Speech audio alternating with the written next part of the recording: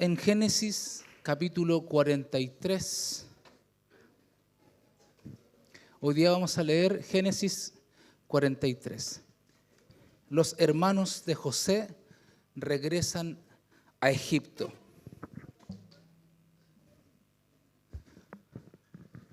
¿Listo?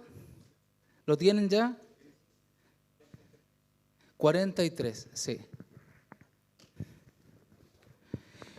Dice así, estoy en la versión LBLA, la Biblia de las Américas, y el hambre iba agravándose en la tierra. Y sucedió que cuando acabaron de comer el grano que habían traído de Egipto, su padre les dijo, volved allá y compradnos un poco de alimento. Pero Judá le respondió diciendo, aquel hombre claramente nos advirtió, no veréis mi rostro si vuestro hermano no está con vosotros. Si enviáis a nuestro hermano con nosotros, descenderemos y compraremos alimento. Pero si no lo envías, no descenderemos, porque el hombre nos dijo, no veréis mi rostro si vuestro hermano no está con vosotros. Entonces Israel respondió, ¿por qué me habéis tratado tan mal informando al hombre que teníais un hermano más?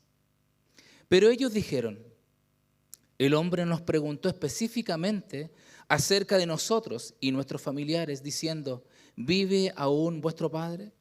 ¿Tenéis otro hermano? Y nosotros contestamos sus preguntas. ¿Acaso podíamos nosotros saber que él diría, traed a vuestro hermano? Y Judá dijo a su padre Israel, envía al muchacho conmigo, y nos levantaremos e iremos, para que vivamos y no perezcamos, tanto nosotros como tú y nuestros pequeños. Yo me haré responsable de él. De mi mano lo demandaré. Perdón, ¿dónde quedé? Ahí. ¿Verso? Perfecto, si era para ver si estaban atentos. Yo me haré responsable de él, de mi mano lo demandarás. Si yo no te lo vuelvo a traer y lo pongo delante de ti, que lleve yo la culpa para siempre delante de ti, porque si no hubiéramos perdido tiempo, sin duda ya habríamos vuelto 2 veces. Entonces su padre Israel les dijo, si así tiene que ser, haced esto. Tomad de los mejores productos de la tierra en vuestras vasijas y llevad a aquel hombre como presente un poco de bálsamo y un poco de miel, resina aromática, mirra, nueces y almendras. Y tomad doble cantidad de dinero en vuestra mano y llevad de nuevo en vuestra mano el dinero que fue devuelto en la boca de vuestros costales. Tal vez fue un error. Tomad también a vuestro hermano, levantaos y volved a aquel hombre, y que el Dios Todopoderoso os conceda misericordia ante aquel hombre, para que ponga en libertad al otro hermano nuestro y a Benjamín. En cuanto a mí, si he de ser privado de mis hijos, que así sea.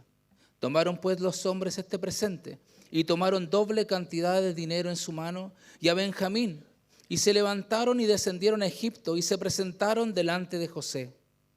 Cuando José vio a Benjamín con ellos, dijo al mayordomo de su casa, haz entrar a estos hombres a casa y mata un animal y prepáralo, porque estos hombres comerán conmigo al mediodía. El hombre hizo como José le dijo y llevó a los hombres a casa de José. Y los hombres tenían miedo porque eran llevados a casa de José y dijeron, por causa del dinero que fue devuelto en nuestros costales la primera vez, hemos sido traídos aquí para tener pretexto contra nosotros y caer sobre nosotros y tomarnos por esclavos con nuestros asnos. Entonces se acercaron al mayordomo de la casa de José y le hablaron a la entrada de la casa y dijeron, oh Señor mío, ciertamente descendimos la primera vez para comprar alimentos.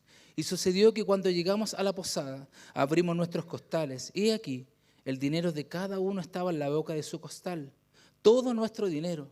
Así que lo hemos vuelto a traer en nuestra mano. También hemos traído otro dinero en nuestra mano para comprar alimentos. No sabemos quién puso nuestro dinero en nuestros costales. Y él dijo, no os preocupéis, no temáis. Vuestro Dios y el Dios de vuestro Padre os ha dado ese tesoro en vuestros costales. Yo recibí vuestro dinero. Entonces les sacó a Simeón. Después el hombre llevó a los hombres a casa de José y les dio agua y se lavaron los pies y dio forraje a sus asnos. Entonces prepararon el presente para la venida de José al mediodía, pues habían oído que iban a comer allí. Cuando José regresó a casa, le trajeron el presente que tenían en su mano a la casa y se postraron ante él en tierra. Entonces él les preguntó cómo se encontraban y dijo: ¿Cómo está vuestro anciano padre de quien me hablasteis? ¿Vive todavía? Y ellos dijeron: tu siervo, nuestro padre está bien, todavía vive. Y ellos se inclinaron en reverencia. Alzar él sus ojos y al ver a su hermano Benjamín, hijo de su madre, dijo: ¿Es este vuestro hermano menor de quien me hablasteis? Y dijo: Dios te imparta su favor, hijo mío. Y José se apresuró a salir, pues se sintió profundamente conmovido a causa de su hermano, y buscó dónde llorar, y entró en su aposento y lloró allí. Después se lavó la cara y salió, y controlándose dijo: servid la comida. Y le sirvieron a él aparte, y a ellos aparte, y a los egipcios que comían con él también aparte, porque los egipcios no podían comer con los hebreos, pues esto es abominación para los egipcios. Y los sentaron delante de él, el primogénito conforme a su primogenitura, y el más joven conforme a su juventud. Y los hombres se miraban unos a otros con asombro. Él les llevó porciones de su propia mesa, pero la porción de Benjamín era 5 veces mayor que la de cualquiera de ellos. Bebieron pues y se alegraron con él. Oremos al Señor, hermanos. Padre Santo, gracias te damos. Te honramos en esta mañana, Señor. Inclinamos nuestros corazones delante de ti, Señor. Llevamos todo pensamiento cautivo a la obediencia a Cristo. Lo que establece tu palabra, Señor, para nosotros en este día. Tus promesas, Señor. Te honramos a ti, Señor, y glorificamos tu nombre. Gracias te damos porque tus misericordias se renuevan sobre nosotros cada día, cada mañana. Podemos ver tu fidelidad a cada instante de nuestra vida, Señor. Hay gratitud en nuestros corazones, Señor. Por eso nos acercamos delante de ti, Señor, para honrarte, para glorificarte, para exaltar tu nombre, Señor, para darte gloria y honor, porque solo tú eres digno de recibirla, Señor. Aquí estamos delante de ti, Señor. Levantamos manos santas, sin ira y sin contienda, delante de ti, Señor. Queremos alabar tu nombre en este día, Señor. Queremos recordar tu pacto, Señor. Queremos recordar tu sacrificio en esta mañana, Señor. Es el día que tú creaste para nosotros. Nos gozamos y nos alegramos en ti en este día, Señor. Recibe la gloria por todo y en todo, Señor. En el nombre de Jesús. Y la iglesia dice: amén. Que Dios les bendiga, amados.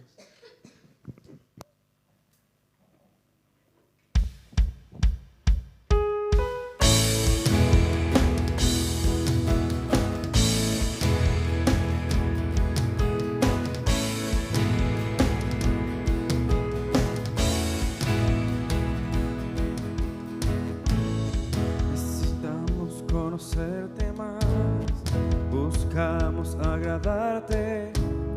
Santifícanos en tu verdad, tu palabra es la verdad. Perfecta y eterna es, y toda suficiente. Alumbra nuestro caminar, tu palabra es la verdad. Enséñanos a obedecer tu voz, renueva nuestra mente y corazón, para vivir en tus propósitos, por tu palabra, oh Dios.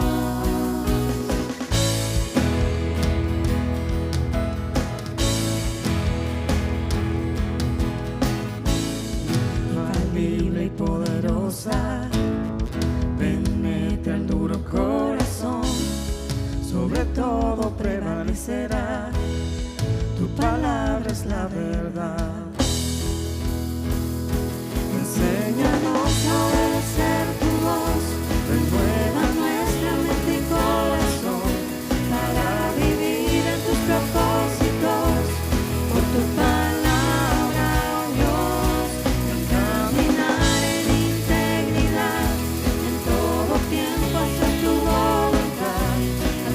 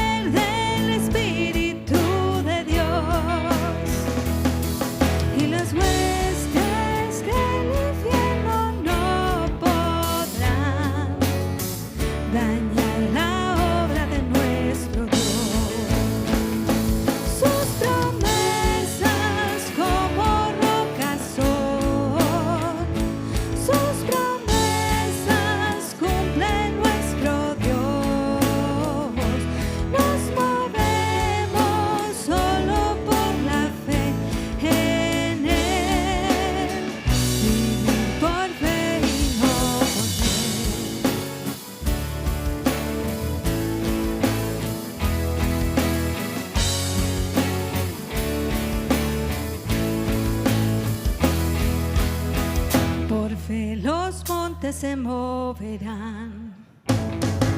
Si la fe permanece en Jesús, el poder del Evangelio librará a todo aquel que confía en Él. Sus promesas como rocas son, sus promesas cumple nuestro Dios. Nos movemos solo por la fe en Él. Vivir por fe y no por ver. Sus promesas como rocas son, sus promesas cumple nuestro Dios. Nos movemos solo por la fe en Él.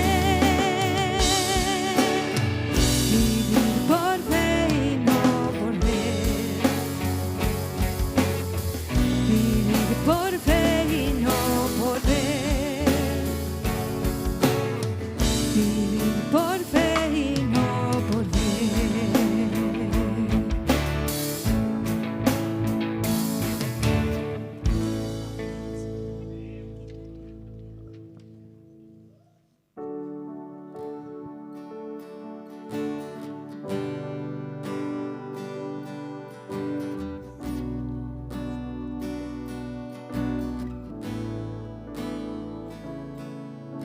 Señor, mi redentor y roca, gran tesoro de mi corazón,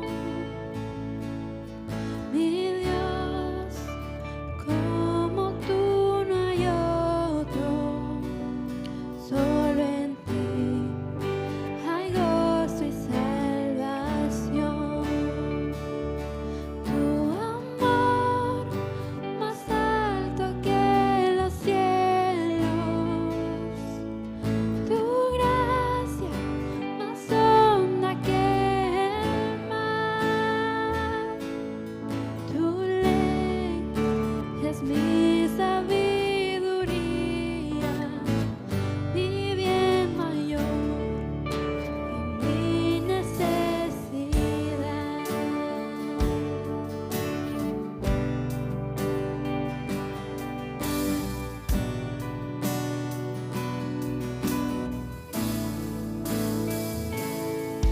Señor, mi redentor y roca de mi vida, fuerte defensor. Señor, tú eres mi espada contra el mal, mi escudo protector. Mi canción se acechan enemigos, esperanza en medio del dolor, mi bien en todo sufrimiento, refugio fiel en densa oscuridad.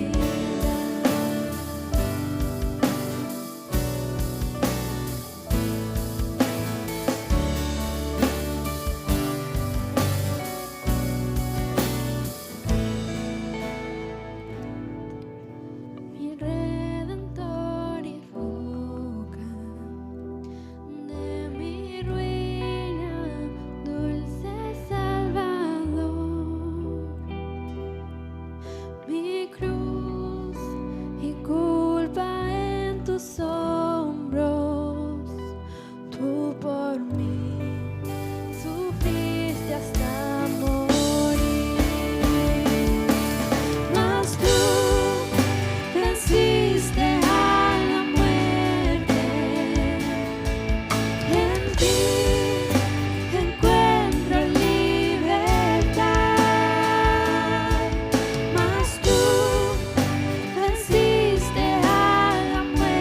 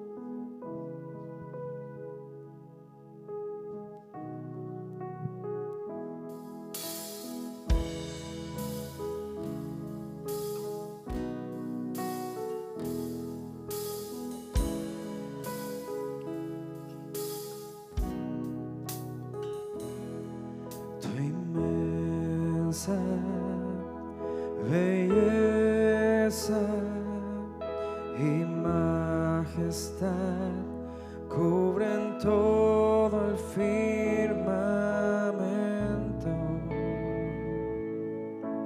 Santo eres, Señor,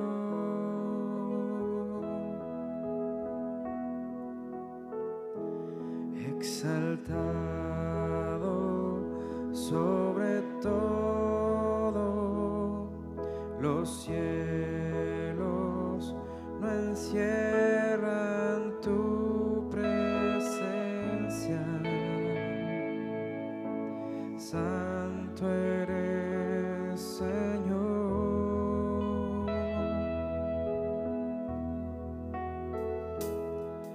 Y mientras contemplo tu gloria, quebrantado soy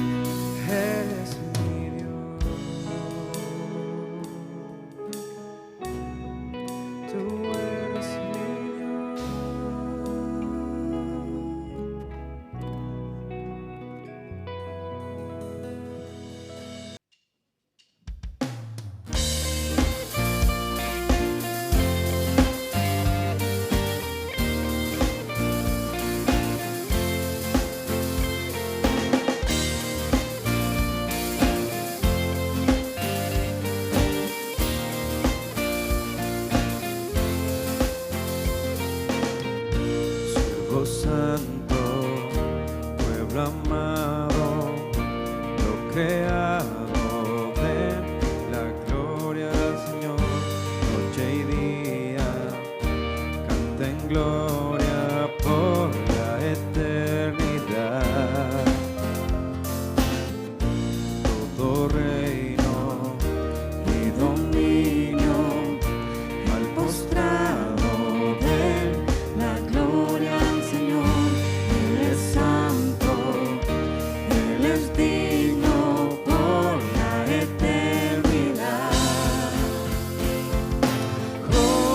coronado en gloria, Todo reino a Él se postra, quien es como nuestro Dios, quien es como nuestro Dios.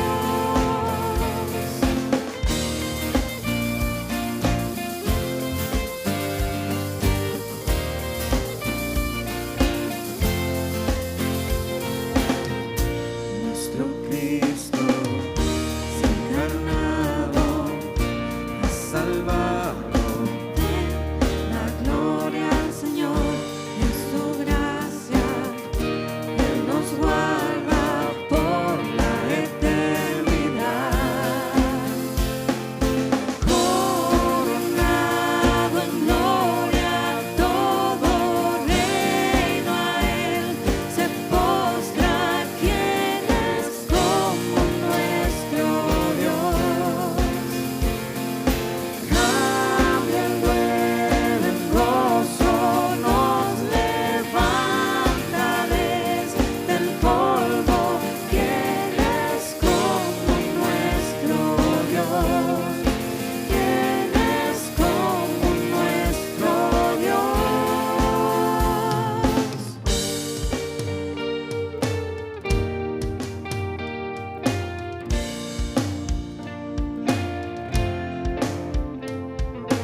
Alto y santo, humilde y manso, como tú no hay otro.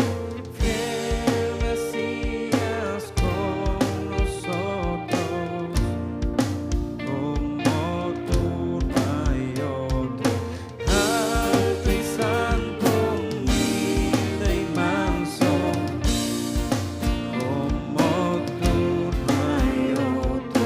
Fiel Mesías con nosotros, Como tú no hay otro, coronado en gloria, todo reino a Él se postra, quien es como nuestro Dios. Cambia el duelo en gozo, nos levanta desde el polvo. quien es como nuestro Dios, quien es como nuestro Dios. Nadie es como nuestro Dios, nadie es como nuestro Dios.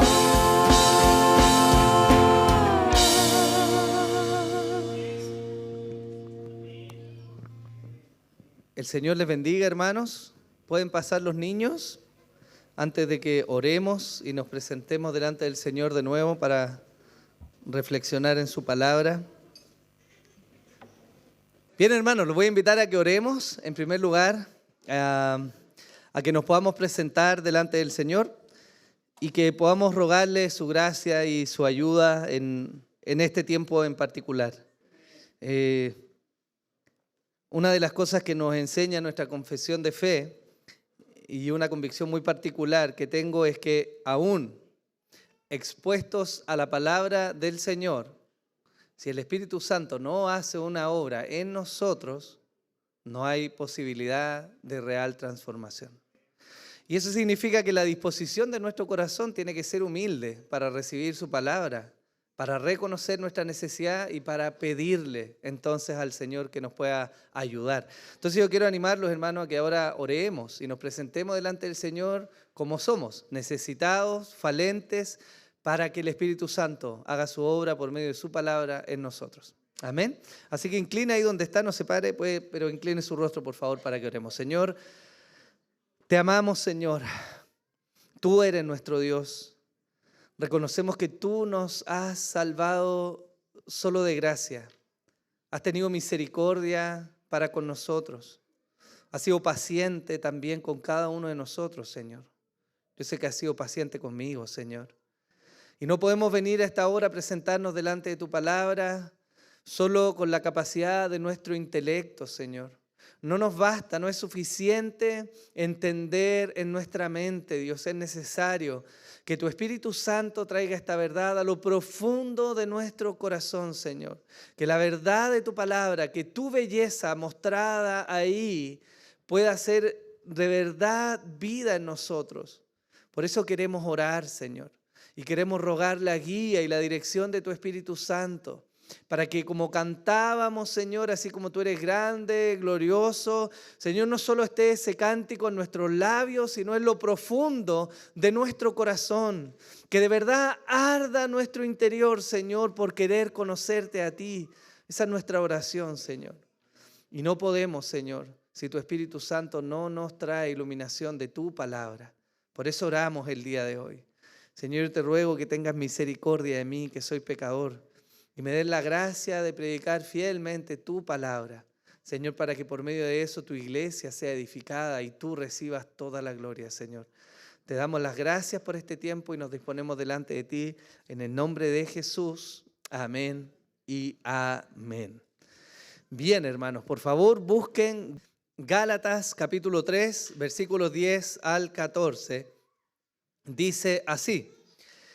Porque todos los que dependen de las obras de la ley están bajo maldición, pues escrito está, maldito todo aquel que no permaneciere en todas las cosas escritas en el libro de la ley para hacerlas. Y que por la ley ninguno se justifica para con Dios es evidente, porque el justo por la fe vivirá. Y la ley no es de fe, sino que dice, el que hiciere estas cosas vivirá por ellas. Cristo nos redimió de la maldición de la ley, hecho por nosotros maldición, porque está escrito, maldito todo el que es colgado de un madero, para que en Cristo Jesús la bendición de Abraham alcanzase a los gentiles, a fin de que por la fe recibiésemos la promesa del Espíritu. Amén. Hermanos, hemos estado estudiando ya hace algunas semanas, un par de meses diría, la carta de Pablo a los hermanos de la región de Galacia. Esta es una carta que nos muestra cómo el celo del apóstol se ha despertado en medio de un ataque hacia su persona, hacia el evangelio que él predica y de manera muy particular a la libertad de los hermanos en Galacia. Ellos han estado recibiendo falsas enseñanzas que los han movido de esa verdadera convicción que habían recibido en Jesús al principio. Y estaban siendo movidos de esa convicción para abrazar ahora no solo el evangelio que habían recibido, sino además las obras de la ley como un medio para poder seguir caminando y siendo aprobados delante del Señor. A través de distintos argumentos, el apóstol Pablo ha expuesto a los Gálatas cómo su ministerio no es sino el fruto del llamamiento divino. El apóstol Pablo declara que él no recibió el evangelio por hombre alguno, sino que le fue revelado por el Señor. Y la consecuencia de que su llamamiento fuera divino es que asimismo el evangelio que predica es también entregado por revelación, ¿cierto? y él argumenta de muchas maneras, mostrando cómo al principio de su ministerio estuvo solo, cómo después subió a los apóstoles, cómo después fue ratificado el evangelio más que enseñado, y culmina con esta sección de esa argumentación en la confrontación que él hace al apóstol Pedro, un hombre conocido, una columna de la iglesia en Jerusalén, como testimonio de la autoridad que él tenía como apóstol, ¿cierto? Luego de esa defensa de su apostolado y del evangelio, Pablo comienza entonces a argumentar ahora la supremacía de la fe por sobre las obras de la ley. En uno de los primeros argumentos que el apóstol presenta a los Gálatas, les hace comprender o los lleva a reflexionar sobre cómo ellos llegaron al camino o al evangelio. Y él les dice: ¿recibisteis el evangelio por las obras de la ley o por el oír con fe? Él está presentando la fe como algo supremo, superior, más elevado que las obras mismas que los hombres pueden presentar. El segundo argumento del apóstol Pablo es que expone a Abraham, aquel padre de la fe, un patriarca de Israel, ¿cierto? Un hombre del cual los religiosos se jactaban descender por la sangre, como ejemplo y testimonio mismo de que aún él, Abraham, había sido un hombre que había sido llamado a justicia o catalogado como justo por la fe y no por las obras de la ley, ¿cierto? Y ahora vamos a revisar otro argumento que el apóstol Pablo está presentando, que tiene que ver con la ineficacia de las obras de la ley y la necesidad de la fe para salvación. Eso es lo que el apóstol Pablo está presentando. En los primeros 3 versículos del texto que leímos hoy, el apóstol Pablo dice: porque todos los que dependen de las obras de la ley están bajo maldición. Pues escrito está: maldito todo aquel que no permaneciere en todas las cosas escritas en el libro de la ley para hacerlas.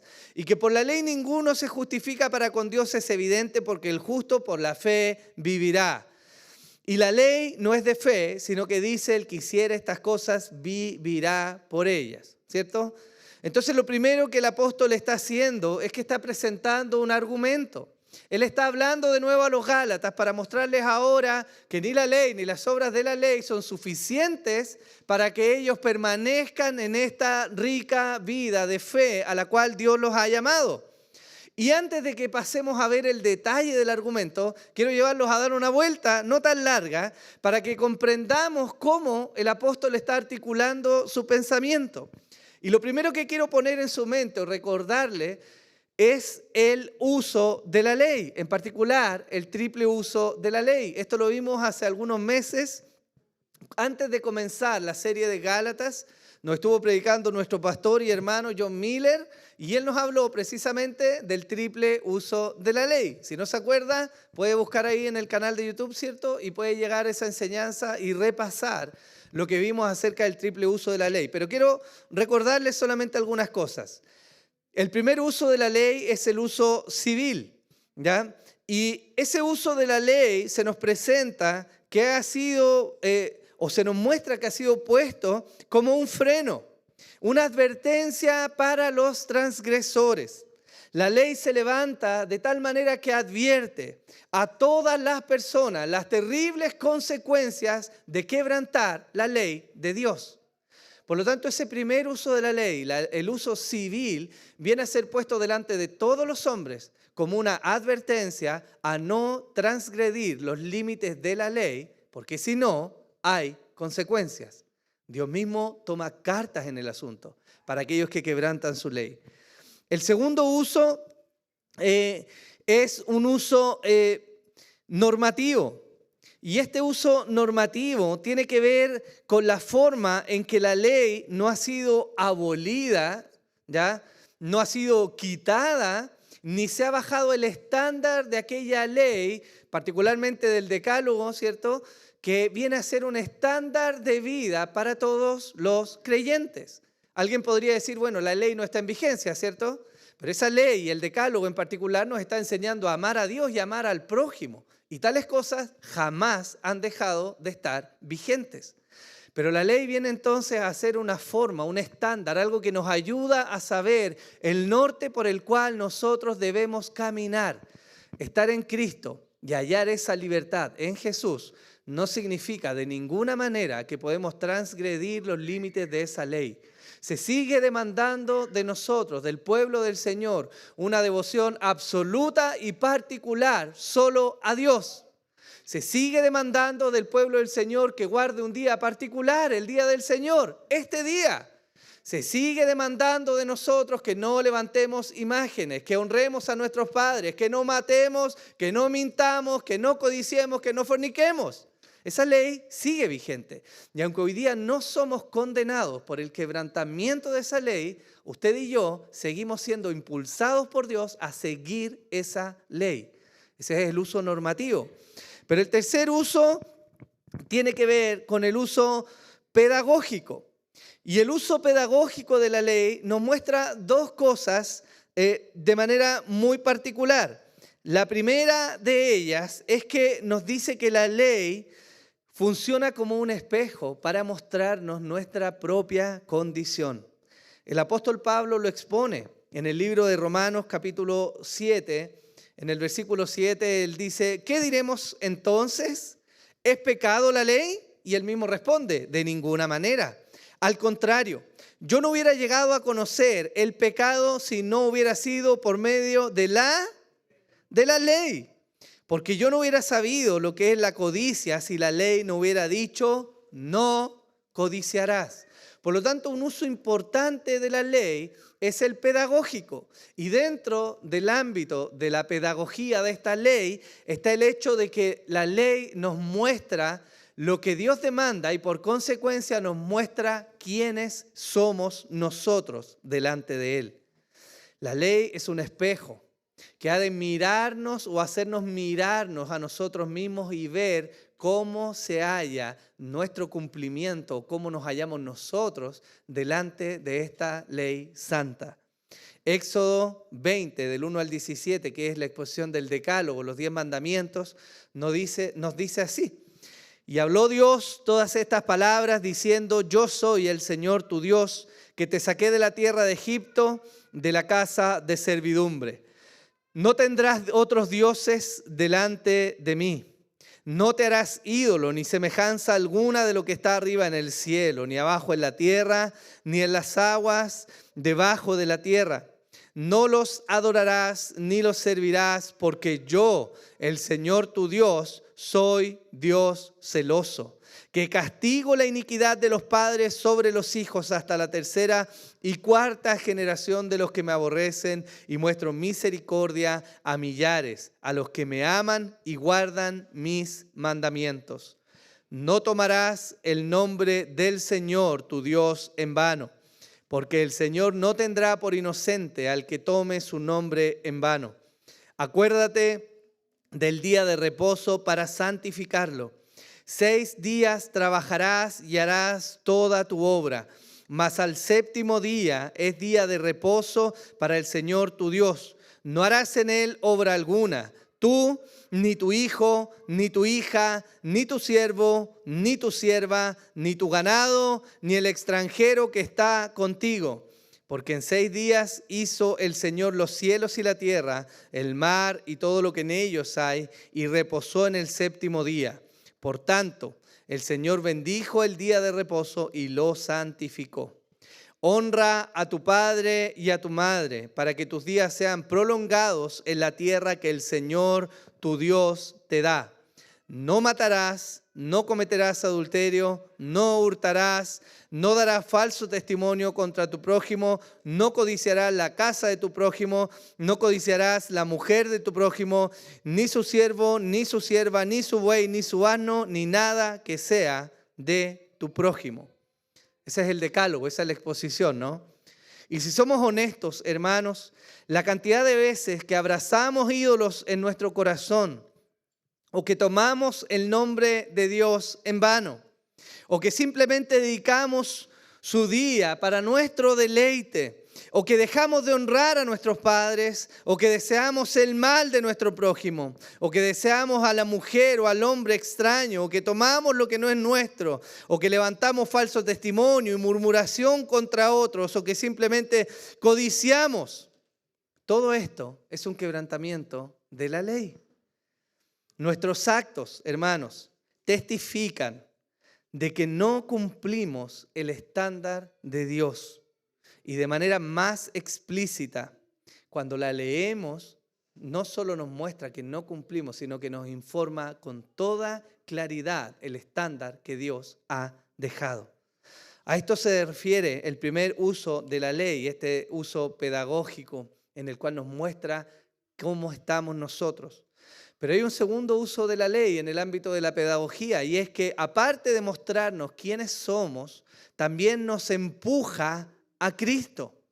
El mismo apóstol Pablo va a escribir más adelante en el mismo capítulo que estamos viendo hoy día de Gálatas lo siguiente. Él va a decir, de manera que la ley ha venido a ser nuestro ayo para conducirnos a Cristo, a fin de que seamos justificados por la fe. El otro aspecto pedagógico, como yo les digo, es que la ley viene a ser un ayo. ¿Qué es un ayo? La palabra original es paidagogos y su significado hace referencia a un siervo cuya función es tomar a un niño pequeño e inexperto y acompañarlo en el camino de su vida, resguardando, privándole y amonestándolo para que él sea maduro, para que él alcance madurez. Ese es un uso de la ley. La ley acompaña a los hombres de tal manera que los empuja a mirar a Jesús. ¿Por qué? Porque el hombre es inexperto, es pecador, no cumple el estándar, falla en su moralidad, falla en el cumplimiento de la ley. Por eso nos empuja a mirar a uno que es perfecto, a Jesús. Amén. Ahora hay algo importante, por lo cual yo les he mencionado todo esto, y es más bien lo que pasa entre estas dos cosas.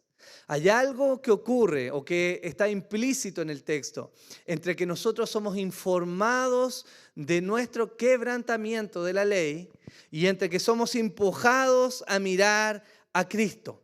Esto que pasa en medio es el argumento que Pablo está presentando. Es de hecho el punto principal de la sección que estamos viendo de lo que Pablo está tratando de decir. Hermanos, si la ley nos muestra nuestro propio pecado, ¿por qué nos impulsa a la vez a Cristo? Porque no podemos cumplir la exigencia de la ley. No hay forma en que cumplamos la exigencia de la ley. Por eso en una primera instancia nos informa de nuestra condición y en el otro extremo nos lleva a Cristo. Pero lo que pasa en el medio es que nos manifiesta, testifica a nosotros que no podemos cumplir el estándar de la ley. Y eso es lo que Pablo está comunicando a los hermanos en Galacia. Sus palabras precisas son: porque todos los que dependen de las obras de la ley están bajo maldición. Pues escrito está: maldito todo el que no permaneciera en todas las cosas escritas en el libro de la ley para hacerlas. Hermanos, ¿por qué Pablo indica que hay una maldición? Cuando él está hablando esto, él se está refiriendo a un texto muy particular que se halla en Deuteronomio capítulo 27. Particularmente en el versículo 26, dice así: maldito el que no confirme las palabras de esta ley, poniéndolas por obra, y todo el pueblo dirá amén. Ahora, lo que pasa en Deuteronomio 27 y 28 es muy interesante. Deuteronomio nos viene a mostrar esta última exposición de la ley delante de un pueblo que han sido los hijos de una generación perversa e incrédula que había muerto en el desierto. Ellos se hallaban en la ribera del Jordán, a punto de entrar a poseer la tierra prometida. Y Moisés con los ancianos de Israel vienen a recordarles al pueblo de nuevo la ley. Pero no solo le recuerdan la ley, sino que además los van a amedrentar o los van a advertir respecto al incumplimiento de la ley. Es decir, les van a decir las consecuencias que hay si ellos se olvidan de cumplir la ley, pero al mismo tiempo les van a mostrar todas las bendiciones que les van a acompañar si ellos cumplen la ley. Ese es el contexto de Deuteronomio 27 y 28. Y mire qué particular lo que dice Deuteronomio 27, desde el versículo 15 al 25. Dice así: maldito el hombre que haga ídolo o imagen de fundición, abominación al Señor, obra de manos de artífice, y la erige en secreto. Y todo el pueblo responderá y dirá: amén. Lo que está haciendo Moisés y los ancianos no es simplemente una exposición del decálogo, ellos también están haciendo una aplicación de la ley. Están ampliando el propósito de este decálogo para mostrar ahora en términos negativos todas las maldiciones que vienen a causa del quebrantamiento de esta ley. El texto sigue: maldito el que desprecie a su padre o a su madre. Esa es una referencia al quinto mandamiento. Y todo el pueblo dirá: amén. Maldito el que cambie el lindero de su vecino. Y todo el pueblo dirá: amén. Maldito el que haga errar al ciego en el camino. Y todo el pueblo dirá: amén. Maldito el que pervierta el derecho del forastero, del huérfano y de la viuda. Y todo el pueblo dirá: amén. Maldito el que se acueste con la mujer de su padre, porque ha descubierto la vestidura de su padre. Y todo el pueblo dirá: amén. Maldito el que se eche con cualquier animal. Y todo el pueblo dirá: amén. Maldito el que se acueste con su hermana, la hija de su padre o de su madre. Y todo el pueblo dirá: amén. Maldito el que se acueste con su suegra. Y todo el pueblo dirá: amén. Maldito el que hiera a su vecino secretamente. Y todo el pueblo dirá: amén. Maldito el que acepte soborno para quitar la vida a un inocente. Y todo el pueblo dirá: amén. Estas son aplicaciones de los 10 mandamientos, del segundo, del quinto, el octavo, el noveno, de muchos de los 10 mandamientos. Hay una exposición que Moisés y los ancianos están haciendo delante del pueblo, advirtiéndoles las consecuencias de si ellos quebrantaban esta ley al otro lado del Jordán. Después de toda esta exposición, viene el texto que Pablo cita. El último versículo del capítulo 27 de Deuteronomio dice así: maldito el que no confirme las palabras de esta ley poniéndolas por obra. Y todo el pueblo dirá: amén. Es interesante también notar que el capítulo 28, es decir, el que sigue, presenta una serie de bendiciones que vendrían al pueblo como consecuencia de su obediencia a lo expuesto en el capítulo 27, aunque también Deuteronomio 28 presenta una sección grande en la que se muestran las consecuencias que vendrían al pueblo si desobedecen los mandamientos. ¿Qué es lo que está haciendo Pablo entonces al citar este texto? Pablo está mostrando la cruda y fría realidad, hermanos. ¿Cuál es esa realidad? ¿Cuál es esa realidad? Hay maldición para aquel que no permanece en el cumplimiento de la ley. Eso es lo que Pablo está diciendo. Maldito aquel que no permanece en las obras de la ley, más particularmente en el cumplimiento de lo que la ley pide. La pregunta es, hermanos, y este es el argumento de Pablo: ¿acaso alguien puede permanecer en el cumplimiento de la ley? Hermanos, nadie. No hay quien permanezca en el cumplimiento de la ley. Y eso es lo que Pablo está tratando de argumentar a los hermanos. Aunque la ley exige y demanda obediencia, el ser humano no puede cumplir la ley. La historia de Israel nos muestra precisamente eso. Israel gozó de momentos en el cual tuvieron mucha bendición. Y ciertamente Dios les prosperó y les hizo crecer y les fortaleció y les dio riquezas y les dio paz y los hizo poderosos.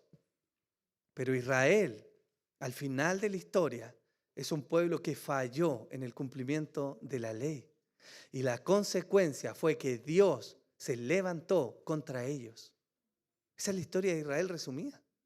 Final del Antiguo Testamento llegamos a un periodo triste en el cual Dios va a guardar silencio después de haber levantado muchos profetas para llamar al pueblo al arrepentimiento. En una medida los profetas anunciaron a este Salvador que vendría, pero por otro lado testificaron de la maldad de Israel. Y esa historia que era de público conocimiento, que seguramente estos hermanos podían tener acceso o habían escuchado, muestra que no había forma en que ellos cumplieran la ley. Y si no había forma en que ellos cumplieran la ley, entonces si su camino era el de las obras de la ley, entonces estaban malditos. Eso es lo que Pablo está diciendo. En Romanos 7, Pablo amplía un poco esto y nos muestra lo siguiente. Porque sabemos que la ley es espiritual, pero yo soy carnal, vendido a la esclavitud del pecado. Porque lo que hago no lo entiendo, porque no practico lo que quiero hacer, sino que lo que aborrezco, eso hago. Y si lo que no quiero hacer, eso hago, estoy de acuerdo con la ley, reconociendo que es buena. Así que ya no soy yo el que lo hace, sino el pecado que habita en mí. Porque yo sé que en mí, es decir, en mi carne, no habita nada bueno, porque el querer está presente en mí, pero el hacer el bien no. Pues no hago el bien que deseo, sino el mal que no quiero, eso practico. Y si lo que no quiero hacer, eso hago, ya no soy yo el que lo hace, sino el pecado que habita en mí. Así que queriendo yo hacer el bien, hallo la ley de que el mal está presente en mí. Porque en el hombre interior me deleito con la ley de Dios. Pero veo otra ley en los miembros de mi cuerpo que hace guerra contra la ley de mi mente y me hace prisionero de la ley del pecado que está en mis miembros. Miserable de mí, ¿quién me librará de este cuerpo de muerte? Gracias a Dios por Jesucristo nuestro Señor. Así que yo mismo, por un lado, con la mente sirvo a la ley de Dios, pero por el otro, con la carne, a la ley del pecado. Pablo testifica de su propia condición. Él, siendo un apóstol, encomendado por el Señor, teniendo una autoridad particular, un poder sobrenatural dado sobre su persona, gozando de una revelación sin igual, él testifica que aún con todo eso, él no es capaz de cumplir perfectamente lo que la ley demanda. Hermanos, ¿cuál es el fin de todo esto? ¿Cuál es el fin de lo que Pablo está mencionando? Que el camino de la ley implica que aquellos que lo siguen están bajo maldición. Eso es lo que Pablo está diciendo. Él expone este argumento a los Gálatas para que consideren lo que sus detractores les están planteando. ¿Qué es lo que sus detractores están planteando? Ellos están diciendo, es posible y necesario vivir por la obediencia de la ley. Pero Pablo les presenta de nuevo la verdad y contraargumenta aquello. Pablo les dice, ni ahora ni nunca ha sido posible vivir y obtener justicia por el cumplimiento de la ley. Eso es lo que Pablo está diciendo. Él contraviene ese argumento. Es imposible, por tanto, elegir el camino de la ley y las obras de la ley. No hay forma de hallar salvación. No hay obediencia de algún ser humano sobre la tierra, un ser humano común y corriente, que tenga el poder para romper en sí mismo el yugo del pecado sobre su vida. Luego de la caída, todos los seres humanos, todos, nacieron marcados por la herencia pecaminosa de Adán. Y eso significa que no hay forma alguna en que usted o yo obedezcamos perfectamente. Perfectamente. No se trata de obedecer a veces.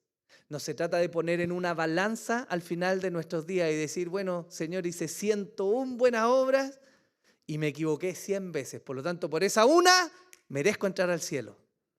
No hay balanza que lo equilibre. Yo, en las veces que me toca predicar y mostrarle a la gente, evangelizar, yo les digo, imagínate lo siguiente. Imagínate que tienes un hombre con un currículo intachable en su hoja de conductor. 50 años manejando perfectamente, sin ninguna multa, sin ningún accidente, perfecto. Y un día, en un descuido, se pasa una luz roja y atropella a alguien y lo mata. Toda su vida anterior le faculta para no haber quebrantado, para no sufrir las consecuencias de la ley. No, es imposible. En términos jurídicos podrían decir, bueno, hay una buena conducta anterior, pero aún así él quebrantó la ley y merece castigo por ese quebrantamiento. Así la ley de Dios para nosotros, hermanos, no hay forma. Por una sola vez en nuestra vida que la hayamos quebrantado, somos merecedores del castigo de Dios. ¡Por una! Hermano, y no vamos a contar cuántas veces hemos quebrantado la ley de Dios. Partiendo por el hecho de que no siempre el Señor es lo más relevante e importante para nosotros, todos los días, cada minuto, en cada momento, por nuestra vida. Hemos quebrantado la ley. Eso es lo que Pablo le está diciendo. Si nuestro camino es entonces elegir el camino de las obras, entonces estamos eligiendo el ser malditos de Dios, porque no hay otra forma. Gálatas 3, 11 y 12 dice lo siguiente: y que por la ley ninguno se justifica para con Dios es evidente, porque el justo por la fe vivirá. Lo que Pablo está haciendo justo después de mostrar esta referencia en la cual él dice todo aquel que opta por el camino de las obras de la ley o por la ley está maldito. Entonces lo que hace justo a continuación es decir esto: por la ley ninguno se justifica para con Dios. Él dice, es evidente porque el justo por la fe vivirá. Y lo que hace Pablo ahí es de nuevo citar un texto del Antiguo Testamento. De manera particular, él está citando el libro del profeta Habacuc en el capítulo 2. Y les quiero leer esta sección. Habacuc 2, del 2 al 4 dice: entonces el Señor me respondió y dijo, escribe la visión y grábala en tablas para que corra el que la lea. Porque es aún visión para el tiempo señalado. Se apresura hacia el fin y no defraudará. Aunque tarde, espérala, porque ciertamente vendrá, no tardará. He aquí el orgulloso, en él su alma no es recta, mas el justo por su fe vivirá. Ahí viene el texto que Pablo está citando. Ahora, usted se pregunta, pero no entiendo nada, ¿qué tiene que ver esto? Y para eso tenemos que ver el contexto de Habacuc. Esta palabra, este texto que leímos, es la primera respuesta de Dios al profeta. ¿Qué estaba ocurriendo? Durante el reinado de Joacim, uno de los reyes más malvados que tuvo el pueblo, había una degradación moral y espiritual importante. El pueblo estaba apartándose a pasos acelerados, estaba corrupto, no había justicia. El malo estaba haciendo maldad sin sufrir consecuencias. Y el reclamo del profeta en su oración, en el primer capítulo de Habacuc, es que él se levanta y le dice a Dios, ¿por qué? ¿Por qué estás tolerando la injusticia? ¿Por qué el impío prospera? ¿Por qué parece que tú pasas por alto la injusticia y no haces nada? Ese es el reclamo del profeta. De hecho, él lo dice así en el capítulo 1. ¿Hasta cuándo, oh Señor, pediré ayuda y no escucharás? Clamaré a ti violencia y no salvarás. ¿Por qué me haces ver la iniquidad y me haces mirar la opresión? La destrucción y la violencia están delante de mí. Hay rencilla y surge discordia.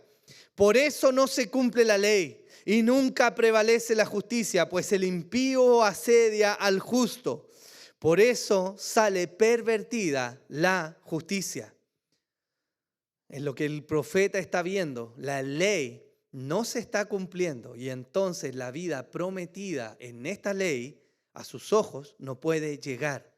¿Por qué? Por causa de los malvados. Y Dios, quien debía intervenir de nuevo a los ojos del profeta, no está interviniendo. Ese es el contexto en el cual él está orando y rogando al Señor. Pero ¿cuál es la respuesta del Señor? Él le da una visión y le dice, anota lo que te voy a mostrar en esta visión. ¿Qué le muestra el Señor? Que Él va a levantar un pueblo, a los caldeos, para traer justicia y castigo por la maldad del pueblo. Eso es lo que Él le está diciendo. Yo voy a levantar un pueblo y voy a traer justicia sobre esta nación. Y los voy a castigar. El impío no va a quedar sin castigo. El perverso no va a quedar sin ajusticiamiento. Eso es lo que Dios está diciendo. Yo voy a hacer justicia. Pero hay un detalle. No todavía. Va a venir, pero no todavía. El llamado que hace el Señor entonces al profeta es que él permanezca en fe mientras la justicia de Dios viene. Ese es el llamado. Por eso el Señor le dice a aquellos que son duros en su corazón, van a reclamar y se van a molestar porque su alma no es recta, pero el justo va a vivir, ¿cómo? Por la fe, hermanos. Eso es lo que Dios le está respondiendo al profeta. No se va a vivir por las obras. Aunque estos impíos parecieran estar oprimiendo y no dejan que el pueblo cumpla la ley, esa es una excusa. Porque aunque eso ocurra, en realidad el justo no vive por las obras, ni por el cumplimiento de la ley. El justo vive por la fe, por la esperanza puesta en qué, en lo que Dios ha hablado. ¿Qué está corrigiendo el Señor entonces en el profeta?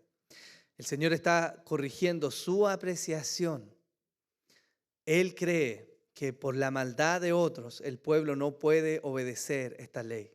Pero el Señor le está diciendo, no se trata de obediencia a la ley, se trata de la fe que les lleva a actuar de una determinada manera. ¿Por qué el pueblo se corrompió? El pueblo no se corrompió porque otro hacía algo malo. Se corrompió porque en su corazón dejó de creer las palabras del Señor. ¿Cuáles eran las palabras del Señor? Las vimos al inicio, cuando Él les dijo que iban a entrar en esa tierra prometida. Dios les advirtió y les dijo, van a haber consecuencias negativas si ustedes quebrantan la ley. Pero como parecía ser que Dios se demoraba en intervenir, que eso pasa hoy día en nuestro contexto nacional, parece que la justicia no es tan justicia. Porque si yo puedo hacer lo malo y no tengo consecuencias, entonces tengo chip libre, ¿no? Y ese camino es más fácil. La diferencia de nuestro sistema judicial con Dios es que Dios se actúa. Y a su tiempo Él trajo consecuencias. Ahora, vamos a retomar esta idea. Pero fijémonos en lo que dice el versículo 12 del capítulo 3 de Gálatas, porque Pablo sigue argumentando. Y él dice, y la ley no es de fe, sino que dice, el que hiciera estas cosas vivirá por ellas. El apóstol está presentando entonces una relación inversamente proporcional. Aquel que vive por la ley no puede vivir por la fe. Eso es lo que él está diciendo. Se contraponen.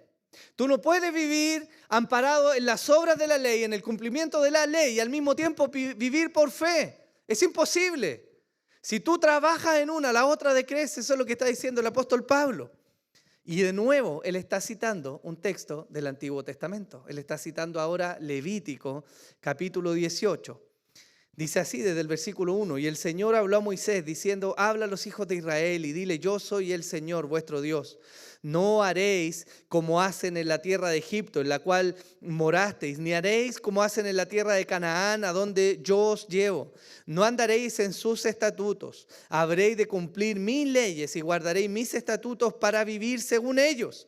Yo soy el Señor vuestro Dios, por tanto guardaréis mis estatutos y mis leyes, por las cuales el hombre vivirá si los cumple. Yo soy el Señor.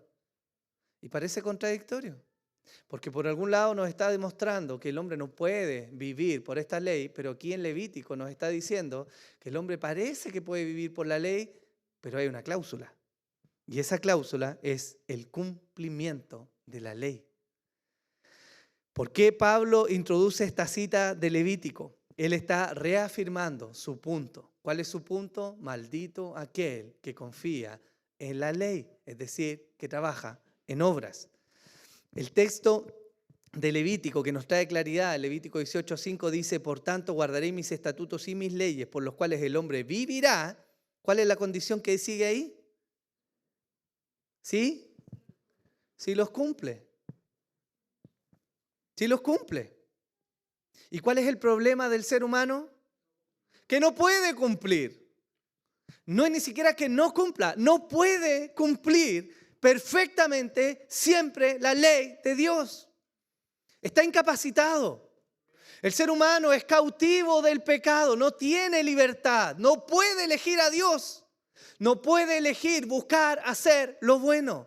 Por lo tanto, su único fin es que está maldito. Eso es lo que Pablo está mostrando. Eso nos aprieta, nos conduce, nos dirige a una sola, a un solo lugar. Y ese lugar único es la fe. No hay otra salida, no hay otro camino, no es por obras, es la fe. Hermanos, Pablo refuerza su punto. No se puede tener vida y justicia por la ley y las obras de la ley. Recapitulemos un poco. Pablo ha presentado y argumentado la ineficacia de la ley y de las obras de la ley para obtener justicia y vida. Todo aquel que desea ampararse en el cumplimiento de la ley debiese apuntar a una obediencia absoluta y perfecta. Pero esto es imposible para el ser humano. Por esto Dios presenta otro camino, el de la fe.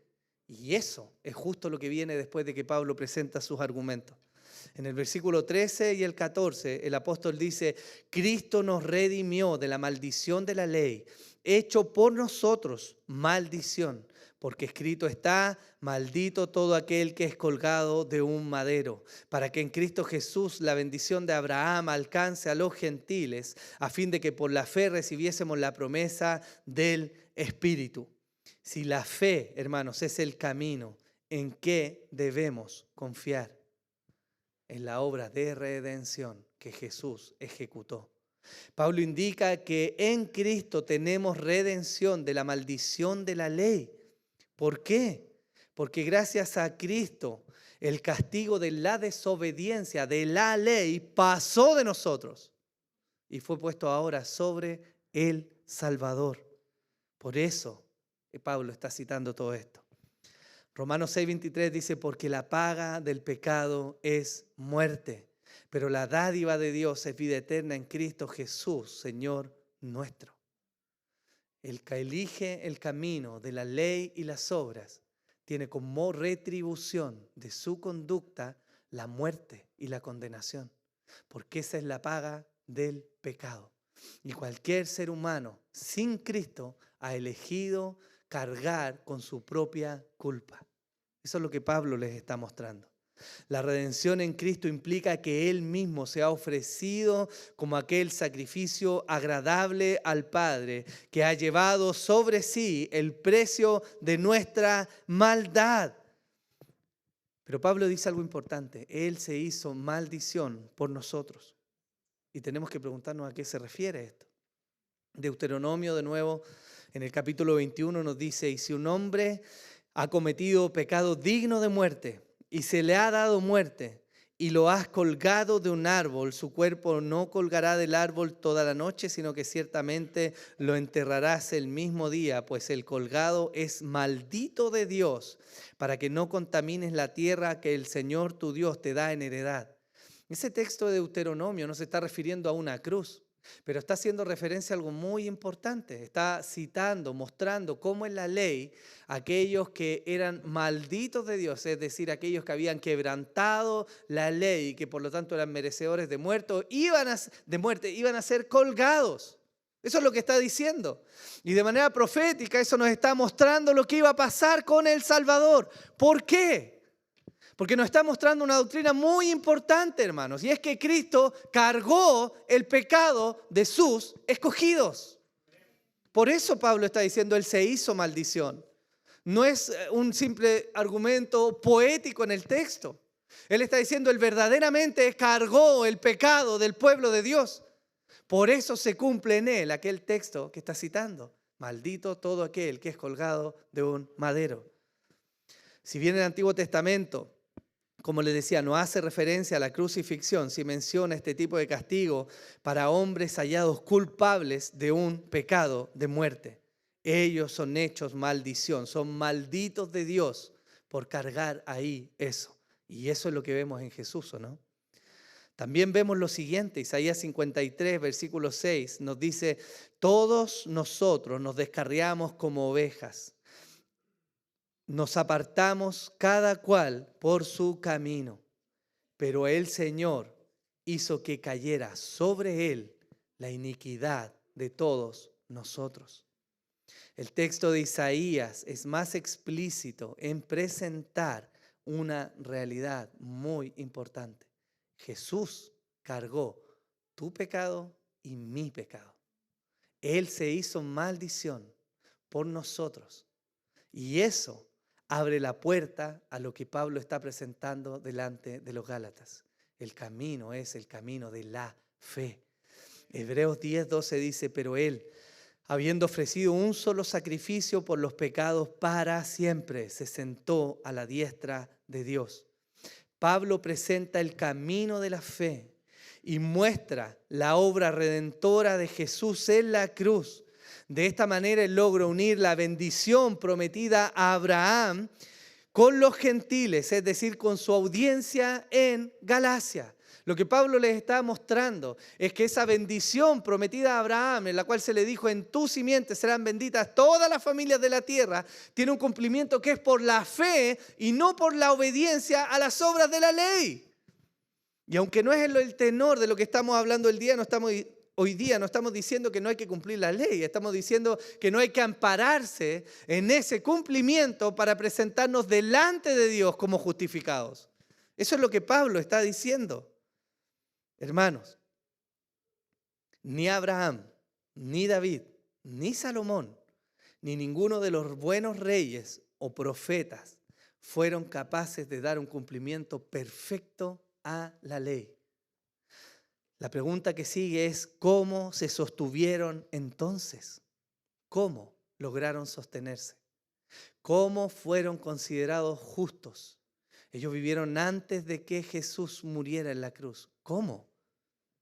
La respuesta es, ellos se sostuvieron por la fe. El mismo rey David, en un momento de aflicción, testifica cómo su fe le hace permanecer. Salmo 27, versículo 13 dice, hubiera yo desmayado si no hubiera creído que había de ver la bondad de Dios en la tierra de los vivientes.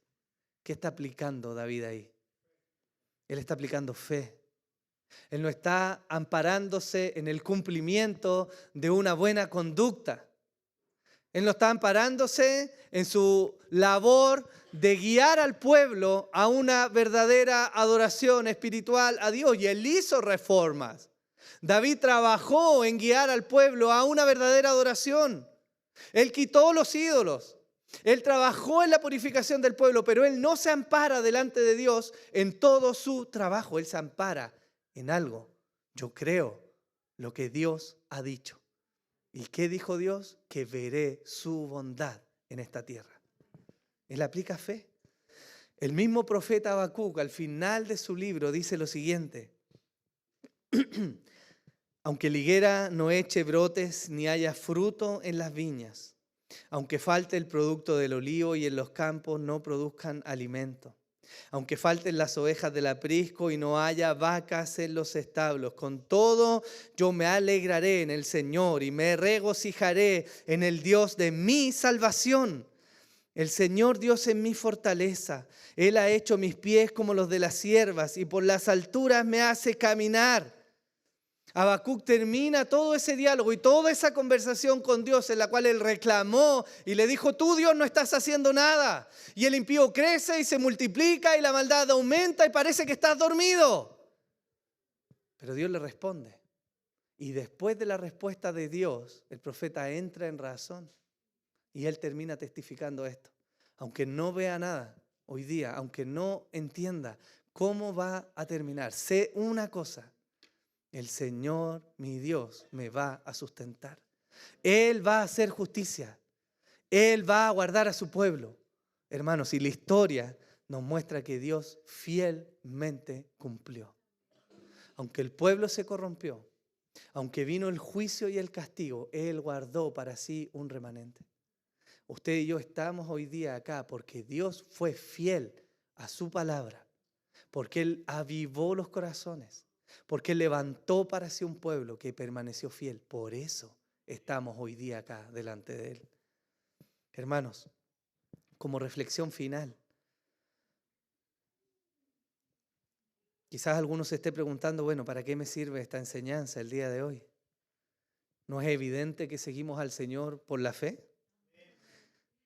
Pero la verdad es que en la práctica, muchas veces no vivimos realmente por fe. Son muchas las cosas que albergamos en nuestro corazón. Y es fácil ser engañados por nuestras propias buenas obras y pensar que eso es lo que nos sostiene delante del Señor. Si no es nuestra obediencia a la ley lo que nos hace aceptos delante del Señor, entonces, ¿qué es, hermanos? Es la obra redentora de Jesús. Y eso tiene una derivada muy importante a revisar, que es el motivo por el cual Dios nos escogió. Ni usted ni yo fuimos escogidos por ser simpáticos, sobre todo yo. Nos fuimos escogidos por ser brillantes, inteligentes, capaces, piadosos, por permanecer en algo, ¿no? Fuimos escogidos por una sola cosa, y es que Dios quiso amarnos. ¿Es su amor? ¿Eso nos llevó a ser escogidos de Dios? ¿Es su amor? Hermanos, no brillamos con luz propia, es el amor del Señor. El apóstol Juan, en los últimos días de su vida, él escribe, y en esto consiste el amor, no en que nosotros hayamos amado a Dios, sino en que Él nos amó a nosotros y envió a su Hijo como propiciación por nuestros pecados. El mismo apóstol Juan escribe, mirad cuán gran amor nos ha otorgado el Padre para que seamos llamados hijos de Dios, y eso somos. Por esto el mundo no nos conoce, porque no le conoció a Él. Amados, ahora somos hijos de Dios y aún no se ha manifestado lo que habremos de ser, pero sabemos que cuando Él se manifieste seremos semejantes a Él porque le veremos como Él es. Jesús se hizo maldición por nosotros, tomó nuestro pecado y fue a la cruz como un acto divino de amor y de gracia. Yo les quiero hacer una pregunta. ¿Constriñe esto tu corazón? ¿Te impulsa a amar más a Dios? Porque el problema de que si nuestro corazón no reacciona a la gracia de Dios es que estamos en algún sistema amparándonos en nuestro propio cumplimiento.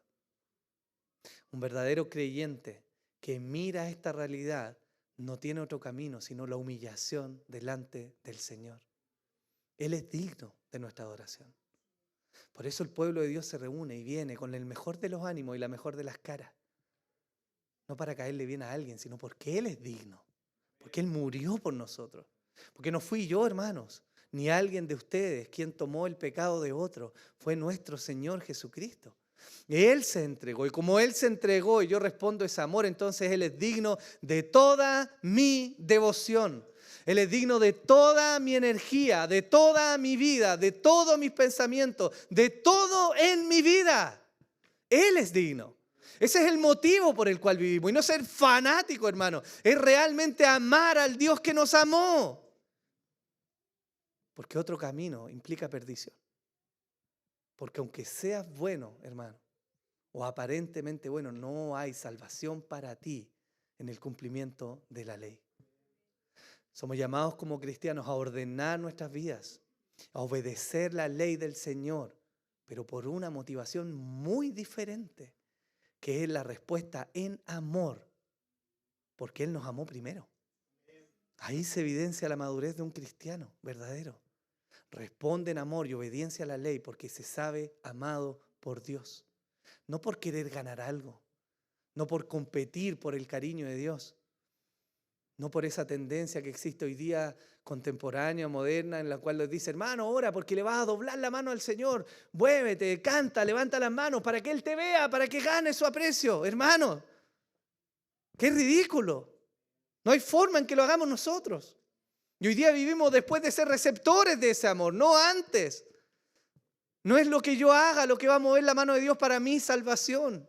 Por el contrario, hay un camino de fe y humillación delante de Él por lo que Él ya quiso hacer. Entonces yo quiero hoy día, hermano, que tú puedas reflexionar sobre cómo está tu corazón hoy día. ¿Cómo respondes a la gracia? El celo de Pablo es ardiente por la iglesia, porque él lo presenta en sus primeros argumentos. No se trata solo de caminar por algunas obras de la ley. Se trata de que cuando comienzas a caminar en la ley, abandonaste a Cristo. Le soltaste la mano. Y así no hay forma en que podamos ser salvos. Póngase en pie, mi hermano, por favor.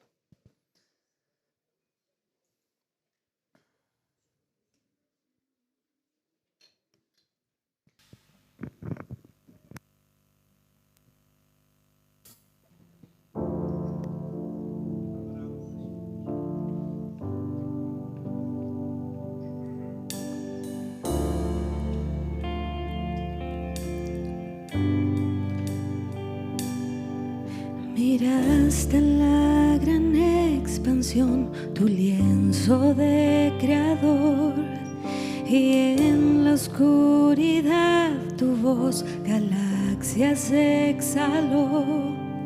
Un mar de estrellas ante ti, tu luz la inmensidad llenó.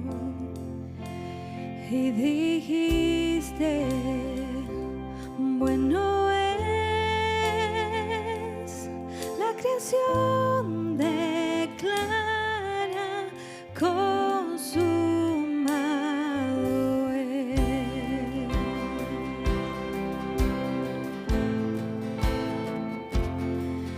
Miraste al monte de expiación ardiendo en dolor, subiste al Calvario en humilde sumisión. Tu sangre por mi salvación, tu muerte al mundo sacudió. Y dijiste: hecho está. Y la cruz declara: consumado es.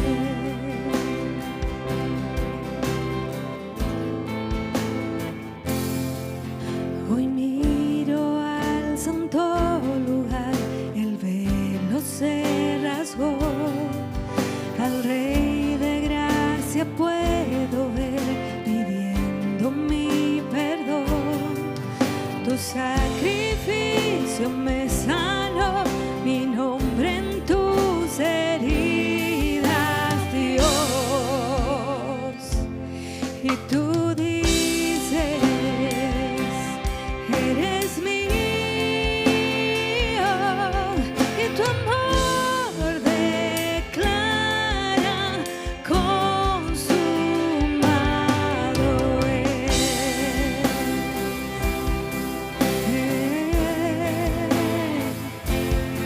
Consumado es.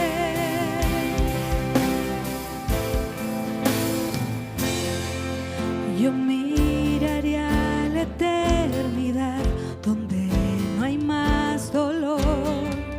Veré al Cordero que murió en gloria y esplendor. A casa tú me llevarás para ante el trono alabar.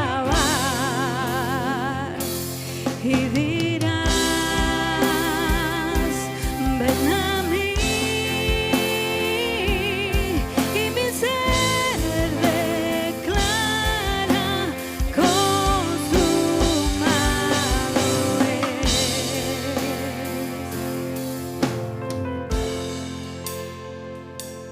Y dirás: ven a mí. Y mi ser declara: consumado es. Señor, te alabamos. Recibe toda la gloria, toda la honra, Señor. Descansamos en tus promesas, Señor. Señor, yo sé que a veces fallamos en nuestra fe, Señor, que las circunstancias nos presionan, Señor. Pero somos tu iglesia, somos tu pueblo, Señor. Y tú, Señor, más allá incluso de nuestra fe, nos sostienes porque has determinado salvar un pueblo para ti, Señor. Y te alabamos por eso, Señor. Descanso en tu obra y en tu fidelidad, Señor. Padre, también queremos orar antes de terminar y poner en nuestros corazones a nuestros hermanos que están enfrentando dificultades en su salud, Señor. Por nuestro hermano Raúl, por la hermana Rosy, por la hermana Alvarita, Señor, por Valentina, por nuestra hermana Elizabeth, por la hermana Elena, por Romina, Señor, por nuestra hermana Belén, Dios, por nuestra hermana Carmen. Oramos, Señor, pedimos, Señor, tu misericordia y tu gracia, Señor. Alcanza la vida de nuestros hermanos, renuévales, fortaléceles, alienta su fe y guárdales en todas las cosas, Señor. Padre, también quiero pedir la bendición para tu congregación, Señor, y rogar, Señor, que puedas acompañar y guardar y sostener a mis hermanos en la semana que viene, Señor. Que tu gracia no se aparte de su vida, Señor. Que tú hagas resplandecer tu rostro sobre ellos, Señor, cada día, dándoles gracia, misericordia, Señor, y llevándoles a ti.